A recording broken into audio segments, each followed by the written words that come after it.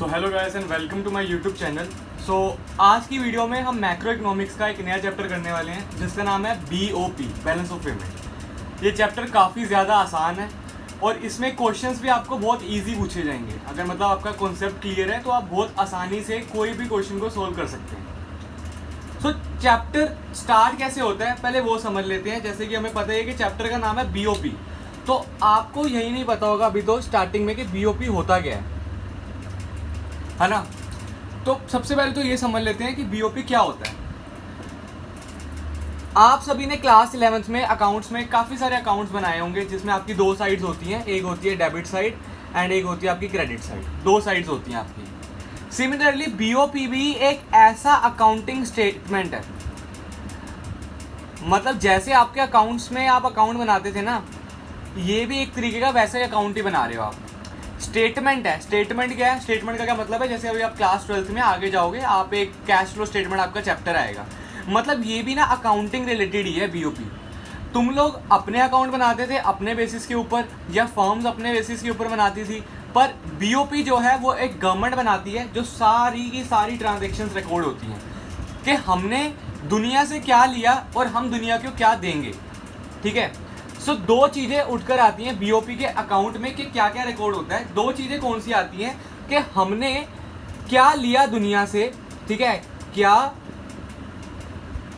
लिया, और दूसरी चीज़ क्या आती है, क्या दिया दुनिया को।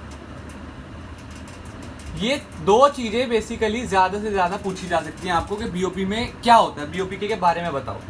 तो आपने ये लिखना है कि क्या हमने दिया दुनिया को और क्या हमने लिया। सबसे पहले आप कॉन्सेप्ट समझो, उसके बाद मैं आपको पूरी एक एक्सप्लेनेशन भी दूंगा, एक डेफिनेशन भी दूंगा, जिसके थ्रू आप अपने पेपर में भी लिख सकते हैं आंसर। तो BOP क्या है? BOP का अकाउंटिंग स्टेटमेंट है, ठीक है जी। और उस अकाउंटिंग स्टेटमेंट में दो चीज़ें रिकॉर्ड होती हैं। एक होती है कि हमने क्या दुनिया से लिया और क्या दुनिया को दिया। अब ये लेता और देता कौन है? दो बंदे होते हैं जो बेसिकली सारी ट्रांजेक्शन्स में इन्वॉल्व होते हैं। एक तो हमारा कौन होता है, एक हमारा होता है basically normal resident.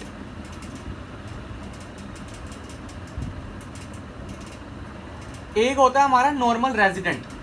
Normal resident का क्या मतलब है कि बेसिकली वो ऐसा इंसान है जो हमारे देश में रह रहा है, ठीक है। और दूसरा होगा रेस्ट ऑफ द वर्ल्ड, यानी कि पूरे देश के साथ वो जितनी भी ट्रांजैक्शंस करेगा वो BOP के अंदर रिकॉर्ड होंगे। तो अभी तक हमने क्या पढ़ा है? अभी तक हमने सिर्फ इतना पढ़ा है कि BOP क्या है? एक अकाउंटिंग स्टेटमेंट है जिसमें हम रिकॉर्ड करते हैं क्या हमने दुनिया से लिया और हमने दुनिया को क्या दिया, ठीक है। ये ट्रांजैक्शंस कौन करता है? ये ट्रांजैक्शंस होती है नॉर्मल रेजिडेंट के बीच में और रेजिडेंट ऑफ द और रेस्ट ऑफ द वर्ल्ड के बीच में। यानी कि ये दो बंदे हैं जिनके बीच में सारी की सारी ट्रांजैक्शंस होती हैं, एक नॉर्मल रेजिडेंट और रेस्ट ऑफ द वर्ल्ड में। क्लियर है? कोई डाउट? अब उसके बाद हम ये समझ लेते हैं बेसिकली कि रेजिडेंट में कौन कौन इंसान आता है, क्योंकि आपने जब चैप्टर नंबर 2 करा होगा ना, उसमें आपने देखा होगा नॉर्मल रेजिडेंट का, डोमेस्टिक टेरिटरी का पूरा आपका एक प्रॉपर कॉन्सेप्ट था। तो उसको यहाँ पे मिक्स मत करना। इसके 4 ही लोग हैं जो लोग रेजिडेंट में आते हैं BOP के हिसाब से। तो हमने सिर्फ वो 2 या 3 लोग हैं उनका ही नाम याद रखना है। अगर आपको वन वर्ड में भी क्वेश्चन पूछा जाता है तो आपको यही नाम लिखने हैं, उसके नाम लिखोगे तो गलत हो जाएगा आंसर, ठीक है। सो नॉर्मल रेजिडेंट में कौन कौन आता है? नॉर्मल रेजिडेंट में बेसिकली हमारे आते हैं इंडिविजुअल्स, जो भी हमारे देश के इंडिविजुअल्स हैं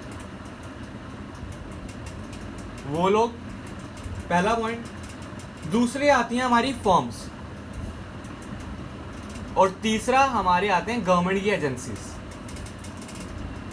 ठीक है। इतना कॉन्सेप्ट क्लियर है?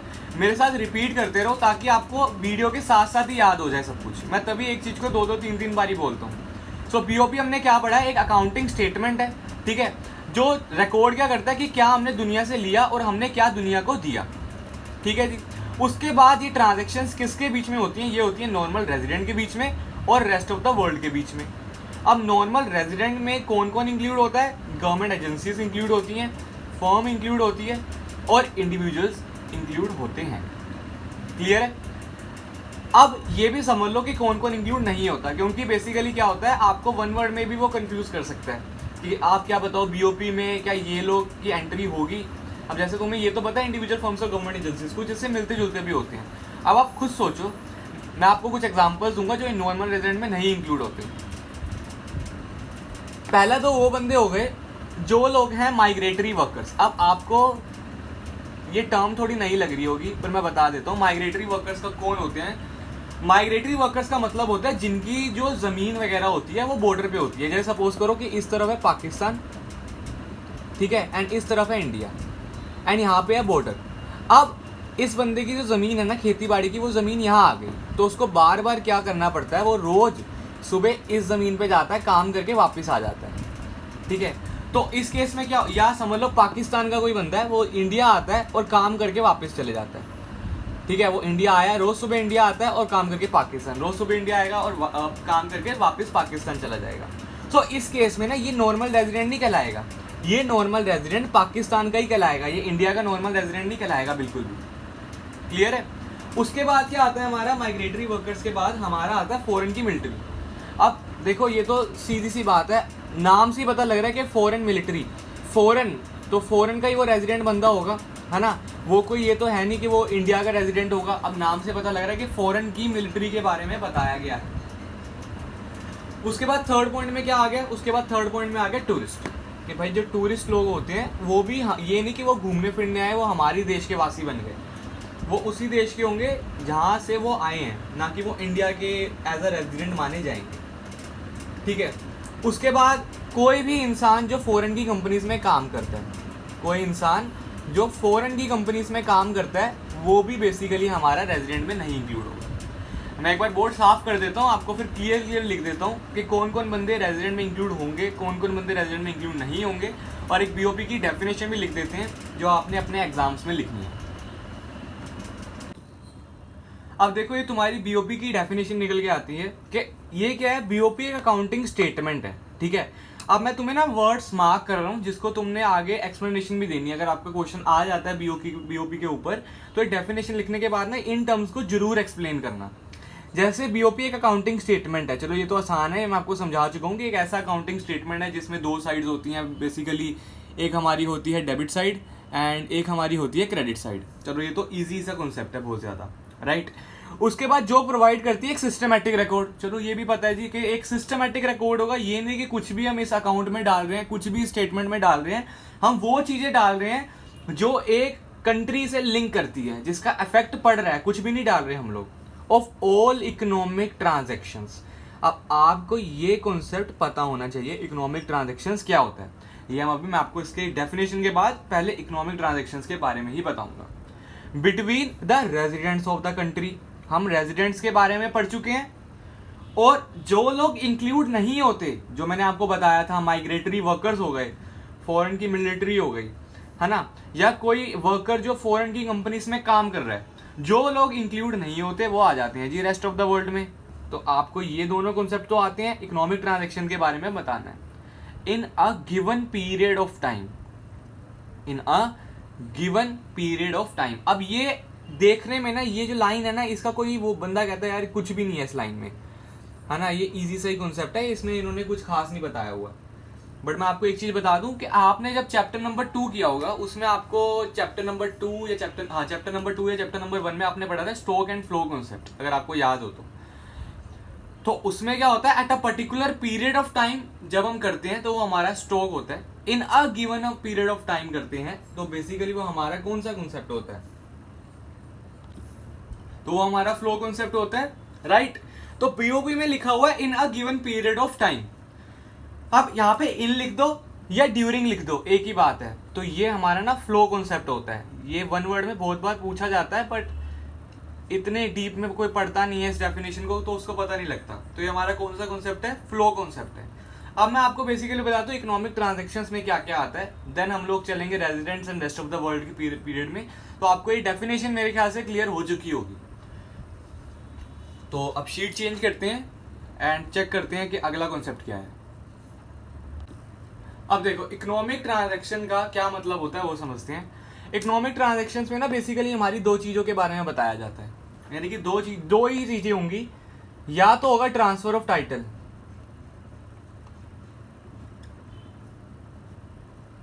एंड या होगा हमारा ट्रांसफर ऑफ ओनरशिप।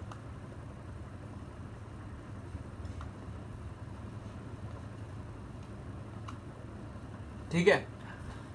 अब ओनरशिप का क्या मतलब होता है? इसका मतलब होता है मालिकानी हक दे रहे हैं हम किसी को। मालिकानी हक का तो मतलब पता ही होगा कि बेसिकली आज मेरे पास ये मेरा मार्कर है, ठीक है, मैंने इसको परचेज करा है एंड मैं किसी से ऐसे ही 10-12 रुपए लेके इसको उसको बेच रहा हूँ, तो ये मार्कर ना उसके बाद उसका हो जाएगा क्योंकि मैंने उसको बेच दिया है, तो ट्रांसफर ऑफ ओनरशिप हो गई।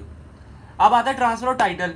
तुम लोग क्या कर रहे हो, मालिकानी हक तुम्हारे पास ही है, यानी कि ओनर के पास ही उसके सारे राइट्स हैं, बट कुछ टाइम के लिए दूसरे बंदे के पास चले जाते हैं। जैसे कि अगर आप लोग कोई टेंट वगैरह लगाते हो, है ना, शादी वगैरह पे टेंट वगैरह लगाते हो या कोई, तो उस केस में क्या होता है, आप लोग ना वो टेंट को रेंट पे लेते हो। जैसे ही आपका काम हो जाता है वो आपको वापस करना होता है टेंट, तो वो हो जाता है ट्रांसफर ऑफ टाइटल। यानी कि ट्रांसफर ऑफ टाइटल में ये होता है कि आप लोग ना रेंट पे चीजें लेते हो, आपके पास ओनरशिप राइट्स नहीं जाते।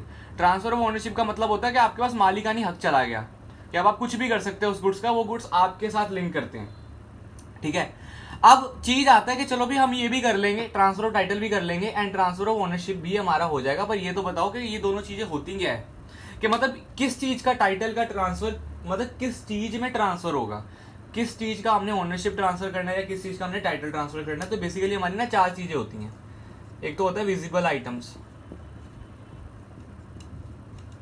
अब नाम से समझ आ रहा है, विजिबल मतलब जो दिखती हैं, ठीक है। तुमने अकाउंट्स में पढ़ा होगा हमारे 2 तरीके के गुड्स होते हैं, टेंजेबल गुड्स और इनटेंजेबल गुड्स। तो ये अब एक तरीके से टेंजेबल गुड्स की कैटेगरी में आता है। विजिबल का मतलब होगा जो गुड्स हमें दिखते हैं, वो विजिबल में आ गए। दूसरा इनविजिबल, जो हमें नहीं दिखते। अकाउंट्स की भाषा में बोलूँ तो इंटेंजेबल। तो ये हो गई हमारी बेसिकली सर्विसेज, जो तुम इंश्योरेंस कराते हो, जो तुम बैंकिंग सर्विसेज लेते हो, तो वो इनविजिबल आइटम्स में जाता है। तीसरा पॉइंट आता है हमारा यूनिलेटरल ट्रांसफर। अब ये समझ लो, ये तुम्हारे लिए थोड़ा सा नया कॉन्सेप्ट होगा पर ये बहुत आसान है। अब ना यूनिलेटरल का मतलब होता है एक तरफा। एक तरफा का क्या मतलब है, जैसे सपोज करो कि तुम लोगों इंडिया में, तुम्हारे रिश्तेदार हैं फॉरेन में, तो तुम्हारे रिश्तेदारों ने तुम्हें थोड़े से मतलब टी शर्ट्स वगैरह भेजी या तुम्हें कुछ कपड़े वगैरह भेजे एज अ गिफ्ट। तुम्हारा बर्थडे था, ठीक है, बर्थडे था, तो तुम्हें क्या करा, उन्होंने टी शर्ट्स वगैरह भेज दी या गिफ्ट वगैरह भेज दिए। तो अब तुम इन गिफ्ट के बदले में पैसे थोड़ा ना दोगे, वो तो तुम्हें गिफ्ट आया एक तरीके से।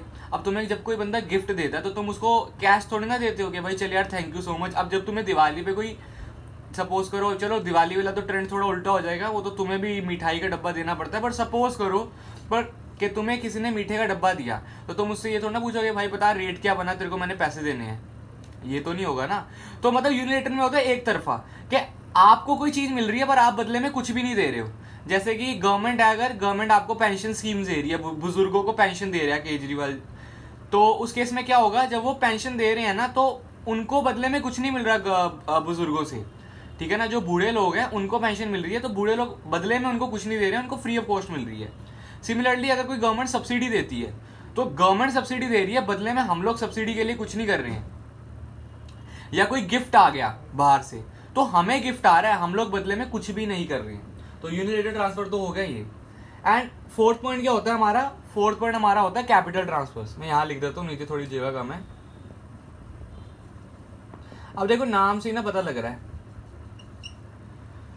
कैपिटल। कैपिटल का क्या मतलब होता है, हमने कैपिटल में ना बेसिकली 2-4 चीजें इन्वॉल्व होती हैं। अब कैपिटल ट्रांसफर्स में ना, ट्रांसफर्स का मतलब होता है 2 चीजें होंगी, या तो तुम लोगे पैसे, या तो तुम्हारा रिसीट्स होगा, या तुम्हारी पेमेंट्स होंगी, ठीक है। अब किन चीज की रिसीट्स और पेमेंट होगी ये समझ लो।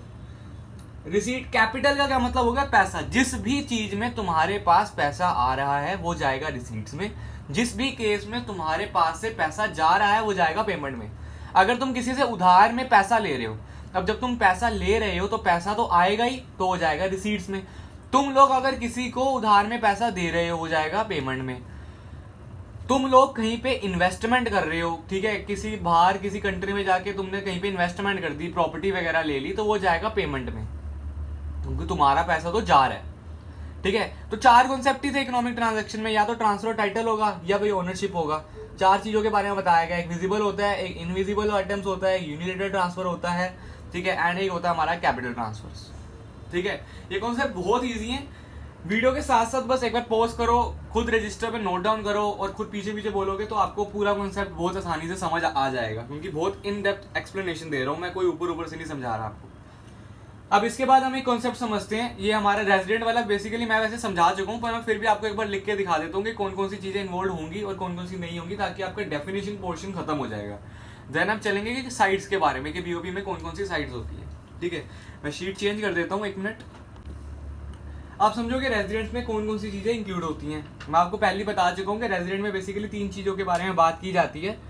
पहला तो हो गया जी इंडिविजुअल, अकेले लोग। दूसरा हो गया हमारे फर्म्स। अब फर्म्स का मतलब तो समझते हो, बिजनेसेस हो गए या एंटरप्राइजेस हो गए। तीसरी होगी गवर्नमेंट की कुछ एजेंसीज। अब एजेंसीज बहुत सारी तरीके की होती हैं, ठीक है, जो गवर्नमेंट के लिए काम करती हैं, वो गवर्नमेंट के एजेंसीज के अंडर आती हैं।